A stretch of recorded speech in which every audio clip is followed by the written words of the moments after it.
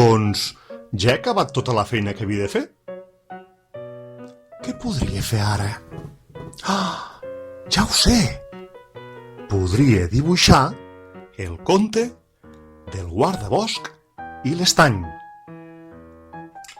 Hi havia una vegada, en un bosc, un estany molt i molt bonic.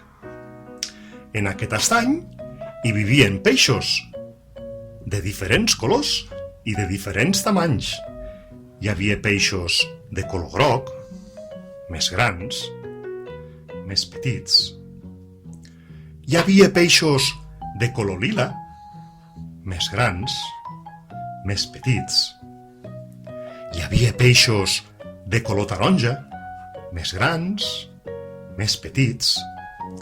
Tots aquests peixos vivien molt i molt feliços i molt tranquils, perquè a prop de l'estany hi havia la caseta del guardabosc.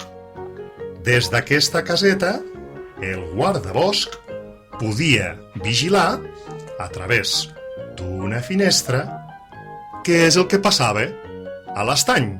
Fins i tot, el guardabosc va demanar que fessin un camí de pols i de pedra per arribar a l'estany. Un dia van arribar a l'estany dos pescadors. Un i dos. Tots dos pescadors tenien molta gana perquè feia molts dies que no menjaven. Així que quan van veure l'estany tot ple de peixos, van pensar: i si llancem la canya? Potser pesquem algun peix i així ens el podrem menjar. Així ho van fer. Van llançar la canya i van començar a cantar: peix, peixet, de la canya, peix, peixet, de la canya al sarronet. Però clar, què és el que passava? Que els peixos no picaven.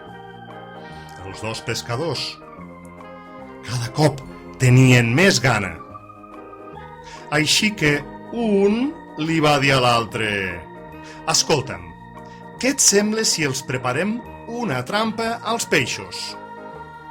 Podem fer un forat en aquest racó de l'estany i així els peixos ja aniran a parar i no podran sortir. I així va ser. Van fer el forat i els peixos s'hi van quedar atrapats. No podien sortir de cap manera. Els pescadors ja s'estaven llepant els bigotis. Tenien molta gana i havien pescat molts i molts peixos. Però, què va passar? Doncs que el guardabosc, que havia sortit a donar un tomb, va veure què és el que passava. Ràpid se'n va tornar cap a la seva cabana. Va agafar un bastó molt gros i se'n va anar a parlar amb els pescadors. Escolteu, això que esteu fent no està permès. Torneu ara mateix els peixos al seu estany. Oh, però és que tenim molta gana, van dir els dos pescadors, i com que els peixos no picaven, hem pensat que els podíem fer una trampa. A veure, va dir el guardabosc, si teniu tanta i tanta gana, veniu amb mi a la meva cabana que us prepararé un bon plat d'arròs. Un bon plat d'arròs, van pensar els dos pescadors. I tant! Van deixar en llibertat els peixos que havien caigut a la trampa i se'n van anar a la cabana del guardabosc, que els va convidar amb un bon plat d'arròs. I així va ser com el guardabosc va poder impedir que els pescadors fessin mal als peixos.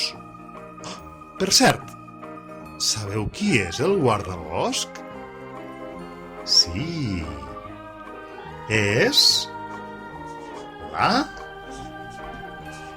cigonya.